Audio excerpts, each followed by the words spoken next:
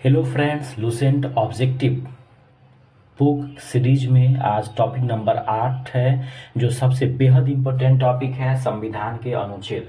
तो आज हम जानेंगे कि लुसेंट ऑब्जेक्टिव में संविधान के अनुच्छेद संबंधित कितने सवाल दिए गए हैं और उसका सही आंसर क्या है, कैसे इसको याद रखा जाए।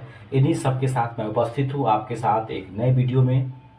तो चलिए वीडियो को स्टार्ट करते हैं। वीडियो को पूरा देखिए। अगर वीडियो अच्छा लगे तो लाइक, शेयर और सब्सक्राइब जरूर कीजिएगा, ताकि मैं इसी तरीके से आगे वीडियो बनाता रहूं।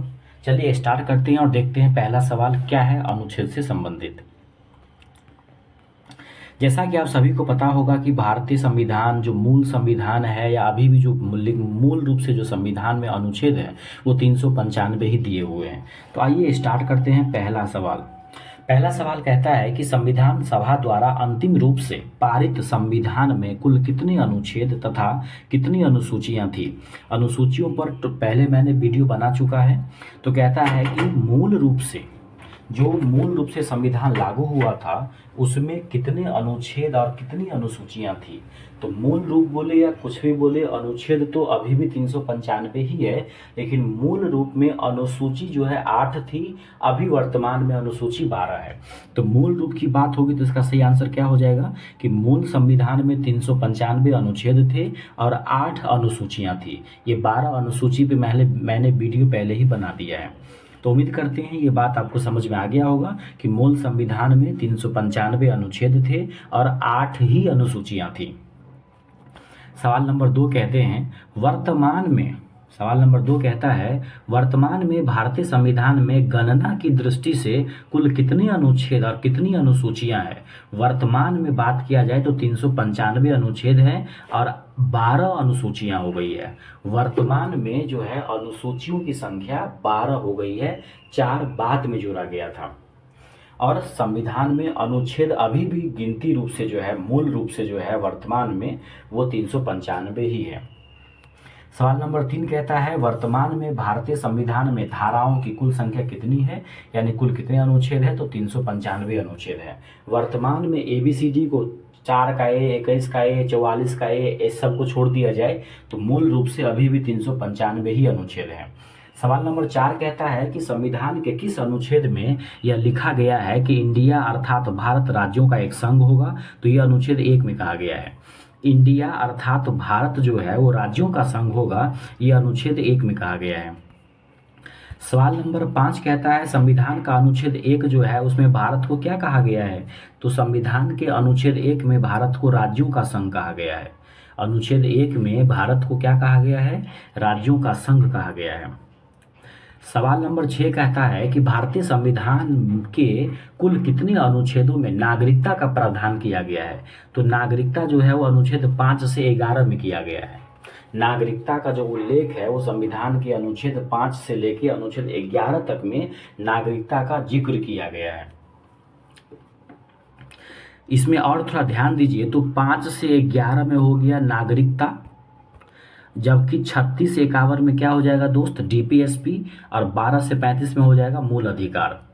12 से 35 में क्या हो जाएगा, मौलिक अधिकार हो जाएगा। और 36 से 51 में क्या हो जाएगा, DPSP यानी नीति निर्देशक सिद्धांत।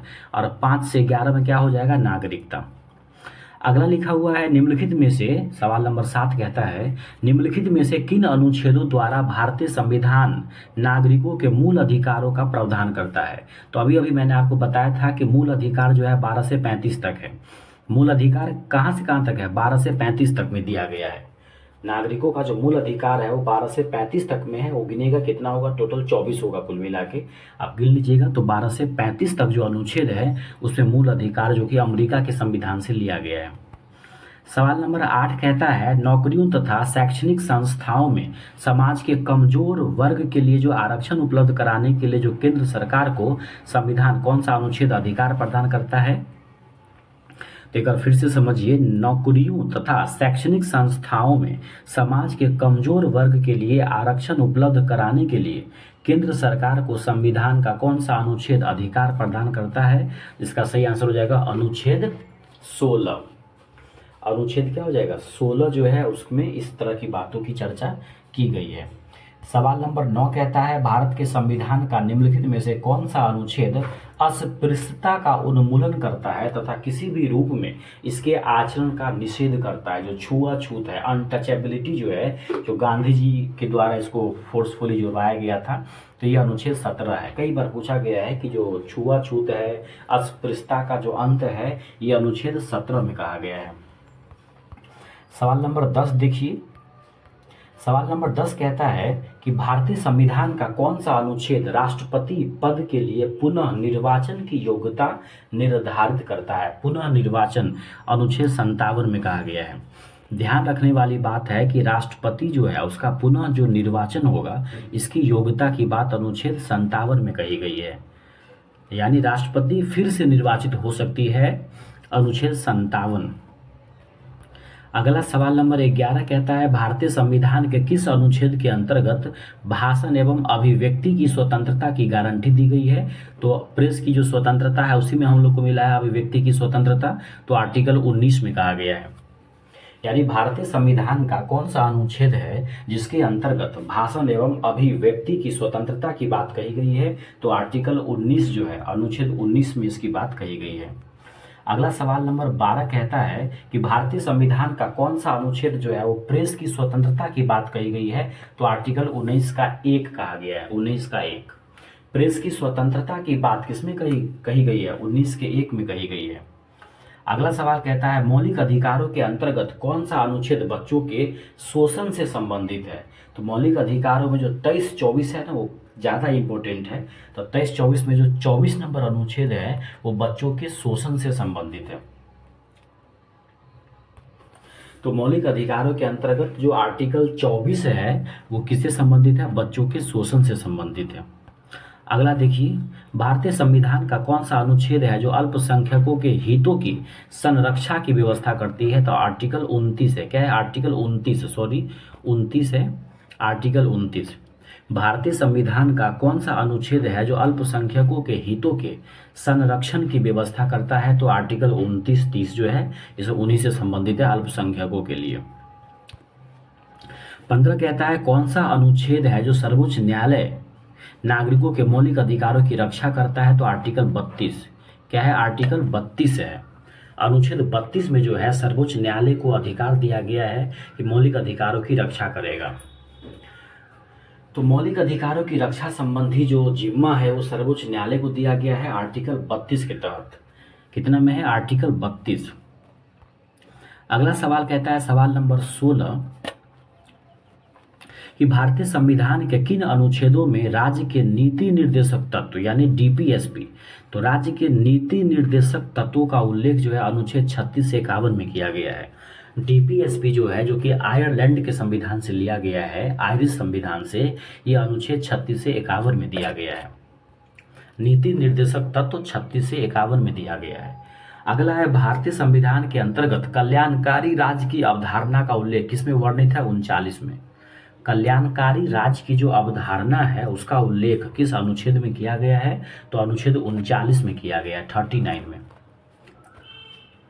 18 नंबर सवाल कहता है भारतीय संविधान का कौन सा अनुच्छेद राज्य सरकारों को ग्राम पंचायत, बहुत इंपॉर्टेंट है, गांधी जी के द्वारा से ये संबंधित है, तो ग्राम पंचायत हो जाएगा अनुच्छेद 40 में। अनुच्छेद 39 में क्या है, कल्याणकारी राज्य बनाने की अवधारणा। आर्टिकल जो 39 है 39, उसमें कल्याणकारी राज्य बनाने की अवधारणा है, और आर्टिकल 40 के अंदर क्या है, ग्राम पंचायतों का गठन कहा गया है। अगला देखिए 19 नंबर सवाल कहता है 42वां संविधान संशोधन संविधान के किस अनुच्छेद में मौलिक कर्तव्यों को जोड़ा गया था। ये ध्यान रखना है कि मूल संविधान में एक भी मौलिक कर्तव्य नहीं थे। 42वां संविधान संशोधन 1976 के द्वारा अनुच्छेद 51 का क जोड़ा गया और उसमें मौलिक कर्तव्य को जोड़ा गया। तो 42वां संविधान संशोधन 1976 के द्वारा मौलिक कर्तव्यों को जोड़ा गया है, न कि ये मूल संविधान में थे।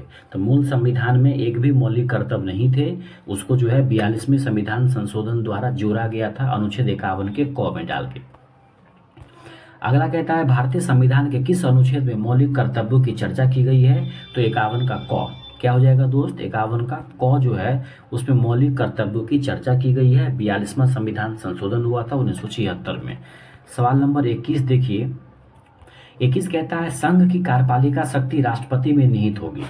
कहता है कि संघ की जो कार्यपालिका शक्ति होगी वो राष्ट्रपति में निहित होगी, जिसका प्रयोग वह स्वयं अपने या अपने अधीनस्थ अधिकारियों के द्वारा करेगा।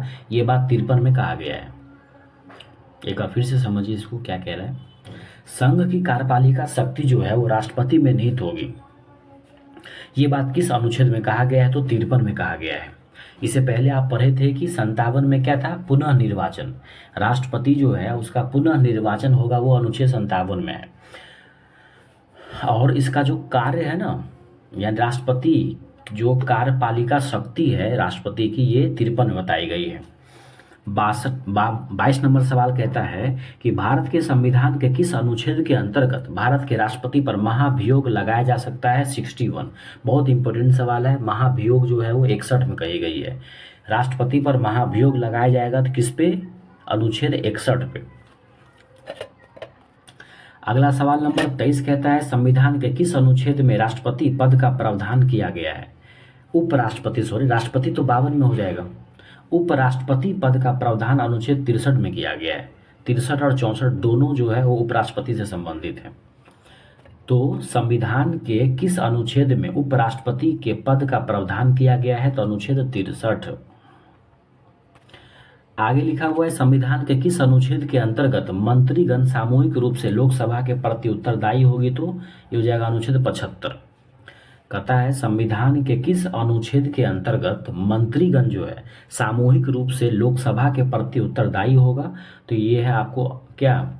ये है अनुच्छेद 75। अगला है 25 नंबर सवाल संविधान का कौन सा अनुच्छेद मंत्रिपरिषद के गठन के बारे में आधारभूत नियम बताता है? तो अनुच्छेद 75 है। मंत्रिपरिषद के गठन के बारे में जो आर्टिकल है वो भी 75 है, और मंत्रीगण जो है सामूहिक रूप से जो है लोकसभा के प्रति उत्तरदायी होगी, ये भी बात जो है 75 में है। सवाल नंबर 26 कहता है भारत के महान्यायवादी की नियुक्ति जो है 76 के तहत होगा। बहुत इंपॉर्टेंट सवाल है। भारत के महान्यायवादी की नियुक्ति से संबंधित अनुच्छेद कौन सा है? अनुच्छेद 76। भारत का जो महान्यायवादी है उसकी नियुक्ति से संबंधित अनुच्छेद कौन सा है? अनुच्छेद 76 है। 27 नंबर सवाल कहता है कौन सा अनुच्छेद संसद के 2 अधिवेशनों के बीच 6 माह के अंतराल की अनिवार्यता का उल्लेख करता है? कौन सा ऐसा अनुच्छेद है जो यह बताता है कि संसद के 2 अधिवेशनों के बीच 6 महीना का गैप होना जरूरी है? तो आर्टिकल 85, अनुच्छेद 85 में कहता है कि संसद के 2 अधिवेशनों के बीच 6 महीने का गैप होगा।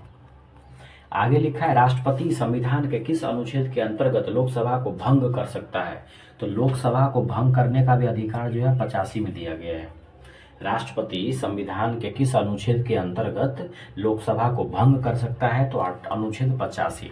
अगला 29 नंबर सवाल कहता है कि संविधान के किस अनुच्छेद द्वारा संसद की संयुक्त बैठक का प्रावधान किया गया? बहुत इंपॉर्टेंट है। संयुक्त बैठक से संबंधित जो अनुच्छेद है वो है आपको 108। संविधान का कौन सा अनुच्छेद है जो संसद की संयुक्त बैठक का प्रावधान करता है? तो वो है आपको अनुच्छेद 108। लोकसभा एवं राज्यसभा के संयुक्त अधिवेशन के विषय में प्रावधान संविधान के किस अनुच्छेद में किया गया है? संयुक्त बैठक, संयुक्त अधिवेशन जो है लोकसभा और राज्यसभा के बीच में जो किया जाता है वो अनुच्छेद 108 में है। ये तभी किया जाता है जब लोकसभा और राज्यसभा में किसी बिल को लेके क्या हो गया हो, किसी मत को लेके मतभेद हो गया हो, तब अनुच्छेद 108 के तहत जो है वो क्या होता है? संयुक्त अधिवेशन बुलाया जाता है। सवाल नंबर 31 कहता है संविधान के किस अनुच्छेद में धन विधेयक को परिभाषित किया गया है? तो धन विधेयक 110 में है। धन विधेयक किसमें कहा गया है? 110 में है। और सर्वोच्च न्यायालय का बात 124 में कही गई है। तो आपको ध्यान रखना ये है कि धन विधेयक जो है किसमें है? 110 में है। धन विधेयक का चर्चा किसमें किया गया है? 110 में। आगे लिखा है भारतीय संविधान का कौन सा अनुच्छेद भारत के संचित कोष से संबंधित है? संचित कोष से संबंधित कौन कौन सा है? तो जितने भी आर्टिकल दिख रहा है अनुच्छेद 112 का 29, अनुच्छेद 112 का 29, 148 का 6 और अनुच्छेद 146 का 3, उपरोक्त सभी इसका आंसर हो जाएगा। एक बार ध्यान से देखिए, कहता है कि भारतीय संविधान का कौन सा अनुच्छेद है जो भारत के संचित कोष से संबंधित है? तो अनुच्छेद 112 का 29 भी है, 148 का 6 भी है और 146 का 3 भी है। उपरोक्त सभी इसका आंसर हो जाएगा। अगला है भारतीय संविधान का निम्नलिखित में से कौन सा अनुच्छेद भारत के राष्ट्रपति में अध्यादेश जारी करने का शक्ति प्रदान करता है। राष्ट्रपति से संबंधित जितने भी अनुच्छेद है वो बेहद इंपॉर्टेंट है। तो राष्ट्रपति को अध्यादेश जारी करने का शक्ति दिया गया है किसमें, 123 में, 1 2 3 123। राष्ट्रपति पर महाभियोग लगाएगा अनुच्छेद 61 के तहत। राष्ट्रपति पर महाभियोग लगाएगा अनुच्छेद 61 के तहत। राष्ट्रपति अध्यादेश जारी करेगा 123 के तहत। राष्ट्रपति का पुनः निर्वाचन की जो व्यवस्था है वो है 57 के तहत। 53 में जो है राष्ट्रपति की कार्यपालिका शक्ति उसमें निहित होगी, ये दिया गया 53 में। 34 नंबर सवाल कहता है संविधान का कौन सा अनुच्छेद है जिसमें सर्वोच्च न्यायालय के न्यायाधीशों पर महाभियोग चलाए जाने का प्रावधान है। 124। 124 दरअसल सर्वोच्च न्यायालय से ही संबंधित है। सर्वोच्च न्यायालय के कामकाज के बारे में ही आर्टिकल 124 बताया गया है। तो संविधान के किस अनुच्छेद में सर्वोच्च न्यायालय के न्यायाधीश पर महाभियोग चलाए जाने का प्रावधान है, तो 124। राष्ट्रपति पर महाभियोग लगाएगा राष्ट्रपति पर महाभियोग लगाएगा 61 के तहत, 61 के तहत। अगला है 35 नंबर सवाल कि राष्ट्रपति सर्वोच्च न्यायालय से संविधान के किस अनुच्छेद के अंतर्गत परामर्श ले सकता है। 143। राष्ट्रपति सर्वोच्च न्यायालय से संविधान के कौन से अनुच्छेद के तहत परामर्श ले सकता है और उसको मानने के लिए बाध्य नहीं है। तो 143 जो है उसके तहत जो है वो क्या कर सकते हैं, राष्ट्रपति सर्वोच्च न्यायालय के न्यायाधीशों वगैरह से या सर्वोच्च न्यायालय से किसी मुद्दे पर परामर्श ले सकते हैं। सवाल नंबर 36 कहता है सर्वोच्च न्यायालय अपने द्वारा सुनाए गए किसी निर्णय या आदेश का पुनर्विलोकन कर सकता है। यह उपबंध जो है किस अनुच्छेद में दिया गया है, 137 में है। यानी जो न्यायिक पुनर्विलोकन की जो शक्ति है सर्वोच्च न्यायालय के पास, जुडिशियल रिव्यू की जो शक्ति है सर्वोच्च न्यायालय के पास, वो किस अनुच्छेद में है, तो अनुच्छेद 137 में है। और ये कहाँ से लिया गया आप कमेंट में बताएंगे कि जो न्यायिक पुनर्विलोकन की शक्ति है वो कहाँ से लिया गया है, बता सकते हैं। ये लिया गया अमेरिका के संविधान से, और वहीं से जो है वो सर्वोच्च न्यायालय की व्यवस्था भी ली है। जैसे हमारे यहाँ सर्वोच्च न्यायालय है वैसे वहाँ पे भी क्या है, सर्वोच्च न्यायालय है। तो न्यायिक पुनर्विलोकन की शक्ति जो है 137 में है।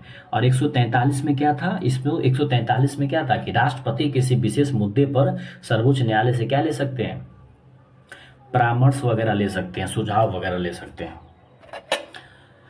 आगे सवाल नंबर 37 कहता है संविधान के निम्नलिखित में से कौन सा अनुच्छेद है जिसमें यह व्यवस्था किया गया है कि उच्चतम न्यायालय द्वारा निश्चित विधि भारत के राज्य क्षेत्र के भीतर सभी न्यायालयों पर आबद्ध कर होगी, यानी कंपल्सरी हो जाएगा। संविधान का कौन सा अनुच्छेद ये कहता है कि उच्चतम न्यायालय द्वारा जो भी कानून बनाई जाएगी वो भारत के सभी क्षेत्र के भीतर सभी न्यायालय पर जो है वो क्या होगी, आबद्ध कर होगी। तो इसका सही आंसर हो जाएगा दोस्त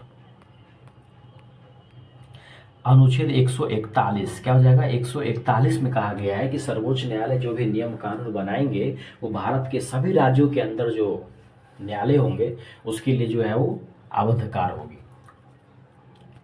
अगला सवाल नंबर 38 कहता है भारतीय संविधान में सर्वोच्च न्यायालय तथा उच्च न्यायालय को न्यायिक पुनर्विलोकन की शक्ति प्रदान की गई है, जिसका आधार क्या है। न्यायिक पुनर्विलोकन की शक्ति जो है वो आर्टिकल 32 में दिया गया है, और इसी आर्टिकल 32 में जो है सर्वोच्च न्यायालय को मौलिक अधिकारों की रक्षा करने की भी बात कही गई है। वैसे सर्वोच्च न्यायालय को जो न्यायिक पुनर्विलोकन की शक्ति दी गई है वो आर्टिकल 137 में दी गई है। यहाँ कह रहा है कि संविधान में सर्वोच्च न्यायालय तथा उच्च न्यायालय दोनों को न्यायिक पुनर्विलोकन की शक्ति दी गई है, जिसका आधार अनुच्छेद 32 ही है। अगला है संविधान के किस अनुच्छेद के अंतर्गत अधीनस्थ न्यायालय या जिला न्यायालय का प्रावधान किया गया है। तो अधीनस्थ न्यायालय या जिला न्यायालय का प्रावधान अनुच्छेद 233 में किया गया है। संविधान का कौन सा अनुच्छेद है जिसके अंतर्गत अधीनस्थ न्यायालय या जिला न्यायालय का प्रावधान किया गया है, तो अनुच्छेद 233। भारतीय संविधान का कौन सा अनुच्छेद संवैधानिक प्रावधानों की संघीय संसद राज्य विधान पालिकाओं द्वारा बनाए गए नियमों कानूनों पर प्राथमिकता प्रदान करता है। तो हो जाएगा 245। कह रहा है भारतीय संविधान का कौन सा अनुच्छेद है जो संवैधानिक प्रावधानों की संघीय संसद राज्य विधान पालिका द्वारा बनाए गए नियमों कानूनों पर प्राथमिकता प्रदान करता है। तो ये हो जाएगा आर्टिकल 245। अगला सवाल नंबर 41 कहता है किस अनुच्छेद के तहत अवशिष्ट शक्तियां केंद्र के पास होगी, यानी अवशिष्ट शक्तियां जो है वो केंद्र को दी गई है। ये है 248, 2 दूना 4, 4 दूना 8। तो किस अनुच्छेद के तहत अवशिष्ट शक्तियां जो है वो केंद्र के पास है, तो अनुच्छेद 248 में जितनी भी शक्तियां हैं वो सब जो बचे खुचे शक्तियां हैं जिसका उल्लेख कहीं भी नहीं है, वो सारी शक्तियां जो है वो केंद्र के पास है। अगला है राज्यों द्वारा प्रार्थना करने पर भारत की संसद उन राज्यों के लिए किस अनुच्छेद के अंतर्गत कानून बना सकती है, तो आर्टिकल 252 कहता है। आर्टिकल देखिए, आपको पता होगा कि राज्य पे कानून बनाती है राज्य की विधानसभा और पूरे देश के लिए कानून बनाती है केंद्र सरकार। तो यहाँ पे कहता है कि राज्य अगर प्रार्थना करे तो भारत की संसद भी उन राज्यों के लिए जो है कानून बना सकती है आर्टिकल 252 के तहत। अनुच्छेद 252 कहती है कि भारत का कोई राज्य अगर विशेष अनुरोध करेंगे केंद्र से तो उस राज्य के मुद्दे पर भी जो है केंद्र कानून बना सकती है संसद 252 के तहत। भारतीय संविधान के अंतर्गत निम्नलिखित में से कौन सा अनुच्छेद संसद को राज्य सूची के विषय में संबंध में विधि बनाने की शक्ति प्रदान करती है, तो 249। भारतीय संविधान के अंतर्गत कौन सा अनुच्छेद है जो संसद को राज्य सूची के विषय के संबंध में कानून बनाने की शक्ति प्रदान करती है। अरे भाई, राज्य सूची के विषय पर तो राज्य की सरकार न कानून बनाएगी, लेकिन आर्टिकल 249 ये शक्ति प्रदान करती है कि अगर चाहा जाए तो संसद भी राज्य सूची के विषय पर कानून, देखिए केंद्र सूची, राज्य सूची और संवर्ती सूची होती है ना, तो केंद्र सूची पे सरकार मतलब कानून बनाती है केंद्र सरकार, राज्य सूची पे कानून बनाती है राज्य सरकार, संवर्ती पे दोनों बना देगी। लेकिन दोनों में अगर एक ही टॉपिक पे राज्य और केंद्र दोनों बना देगा तो केंद्र की जो बनाई गई कानून होगी वो ज़्यादा महत्वपूर्ण मानी जाएगी, भारी मानी जाएगी इससे। तो ये कहता है कि राज्य सूची के विषय पर भी केंद्र कानून बना सकती है, संसद कानून बना सकती है। ये शक्ति जो है आर्टिकल 249 दे रहा है। आगे है सवाल नंबर 44 कि भारतीय संविधान का कौन सा अनुच्छेद संसद को अंतरराष्ट्रीय समझौतों को लागू करने के लिए विधि निर्माण करने की शक्ति प्रदान करती है। अंतरराष्ट्रीय समझौतों को लागू करने के लिए विधि निर्माण करने की शक्ति प्रदान करती है, तो ये है आपको 253। अंतरराष्ट्रीय समझौतों को लागू करने के लिए कानून बनाने की शक्ति प्रदान करती है, यह है आर्टिकल 253। केंद्र राज्य के प्रशासनिक संबंध भारतीय संविधान के किस अनुच्छेद में वर्णित है? केंद्र राज्य के प्रशासनिक संबंध जो है वो भारतीय संविधान के अनुच्छेद 256 से 263 में कहा गया है। केंद्र राज्य के प्रशासनिक संबंध भारतीय संविधान के किस अनुच्छेद में है? तो अनुच्छेद 256 से 263। सवाल नंबर 46 कहता है संविधान के किस अनुच्छेद के अंतर्गत केंद्र सरकार राज्य सरकारों को निर्देश दे सकती है? तो 256। आर्टिकल 256 कहता है कि केंद्र सरकार राज्य सरकारों को निर्देश दे सकती है।